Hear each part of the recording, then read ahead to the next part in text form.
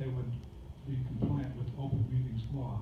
They would be public meetings, and so anyone could attend and observe, not participate, but observe.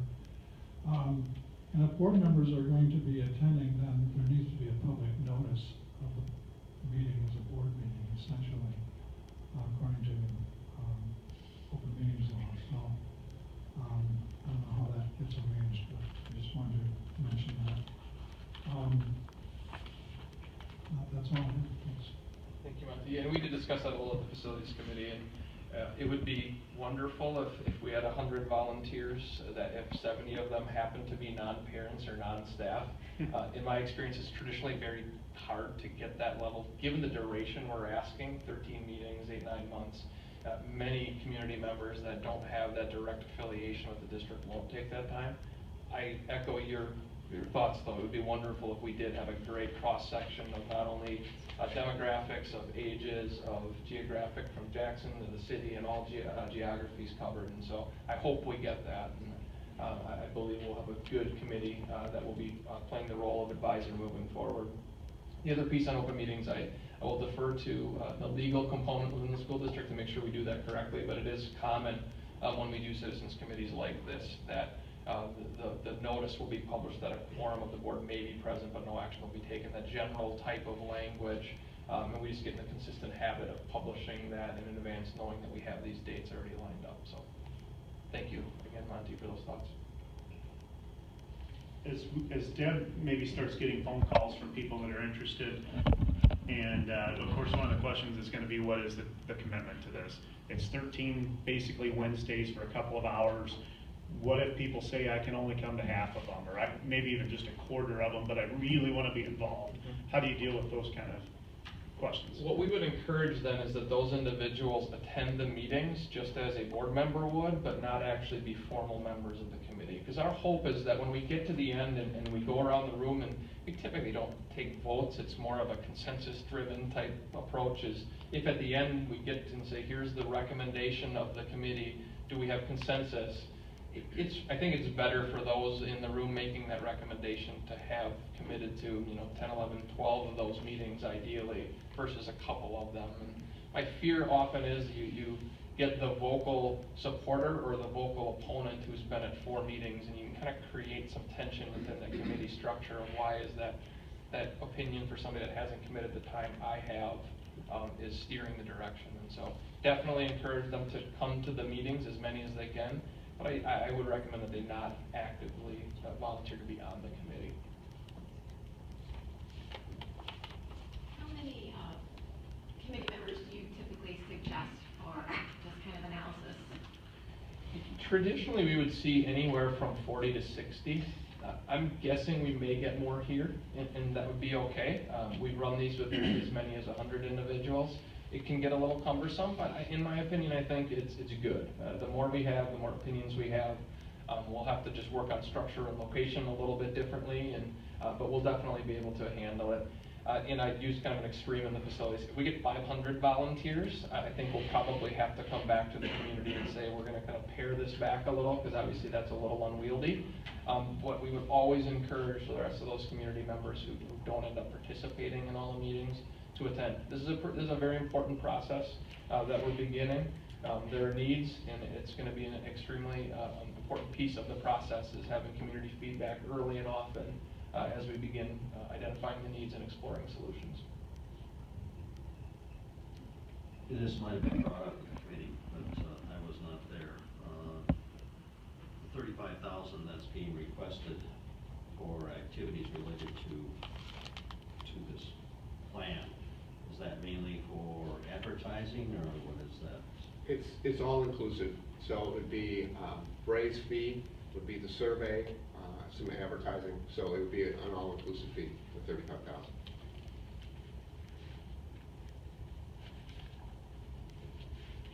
And tonight you're looking for action to approve the formation of this committee, but then will you come back to the board with the specific committee members for the board to approve?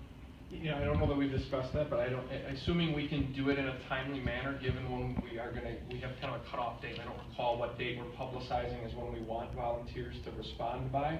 If there happens to be a board meeting in there, I think that would be, I don't see any reason why we wouldn't do that, do you? No. And the other thing I would encourage is if you have board members, have specific individuals you know would be great in this role or want to participate, I would suggest that you get them to administration. And we could even skip the step and we'll just adjust the letter slightly to say the board has requested that you consider participation in versus the broad advertisement. So that would be great as well. Well, that was one of my concerns that popped up as I looked at this material this weekend was, how do these members get on the committee? Does the board approve a list, or is the superintendent approving the list, or is it just whoever signs up? And I think the answer I got last was whoever signs up. Unfortunately, we generally don't have an overexcitement to commit to 13 meetings over 9 months from communities.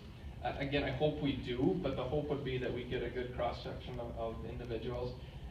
Kind of thinking out loud here, I personally wouldn't be concerned if you approve the committee formation this evening and request that the name be brought back to you at a later date. I don't see any reason why that would be an issue. The reality is, I think this is open communication, so if you want to see that list, you need to approve that list. I would kind of defer to you in terms of policy or other concerns you may have. Well, if we're approving the list, I mean, what are we gonna do? Are we gonna say, I'm sorry, John Smith can't be involved? I mean, come on, that seems a bit redundant to me, quite honestly. I mean, you know, I think if these people wanna volunteer and give up oodles of their time, and they're part of our district in one way, shape, or form, whether they, you know, are taxpayers, parents, or whatever the situation is, I'm not so sure that the board is gonna be saying, gee, John, thanks, but no thanks. You know, that seems a little ridiculous for us to have to approve every person on the list. I think just the language, the team is recommending the formation of a board appointed, and so was my question, is when we say board appointed, does that mean board approved or just board recommended? Is there a formal process that we need to consider in September with this list of willing committee or community members? Fair, and Joel, I think we discussed that a little bit in the facilities committee. Joel, do you want to touch on that, or do you want me to? I do. Pull up policy.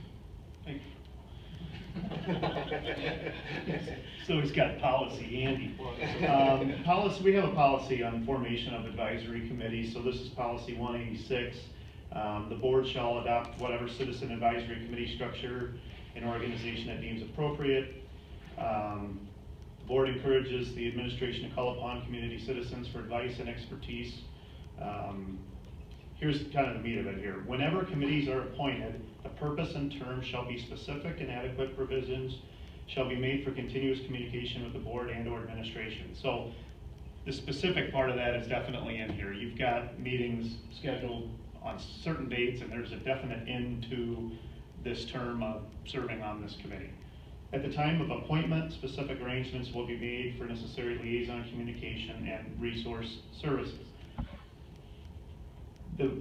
The word appointed is in here a couple of times. I interpret that to mean whenever committees are appointed, meaning we are going to appoint the fact that we want a committee to exist, not necessarily appointing the individuals who are going to serve on that committee.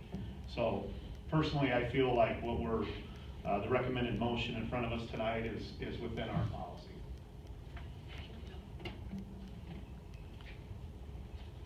Any other discussion or questions? Yeah, that word appointment, just strikes me as, I don't know if I understand it. I understand what Mr. Unger is saying, but I can also understand it as appointing specific people, because we have a board policy 186.1 ad hoc committees that says temporary committees may be appointed by the president or chosen by vote of the board. Well, what does that mean? Chosen by vote of the board? It would seem to me that choosing members, not committee. So it's not unclear to me what the term appointment means. I guess I'm willing at this point, not knowing if there's any reason why, not knowing that there is a reason why a specific appointment of individuals is required, I would defer to the experience that is before us, that typically the specific members are not appointed by name, correct? Correct, and I think it kind of goes to Ms. Jesper's point of politically it's challenging to come to a board meeting and say, no, you've got to vote them on the island or off.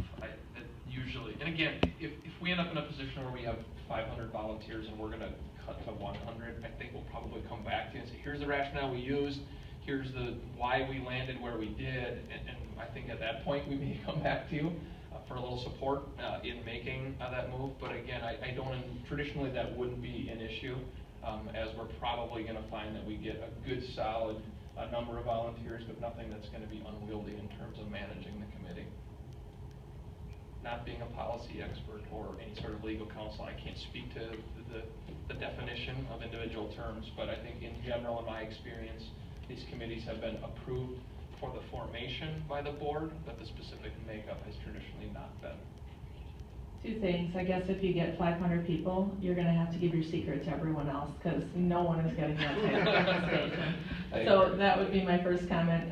And then last, not to beat a dead horse here, but I wouldn't want to discourage someone from volunteering by the fact that they feel their name has to be read by a board and approved, etc. So, you know, if I may, I move to approve the creation of a citizens committee to analyze possible solutions and make a recommendation to the Board of Education for addressing the aging Jackson Elementary School and East West High School facility. Second. Any further discussion?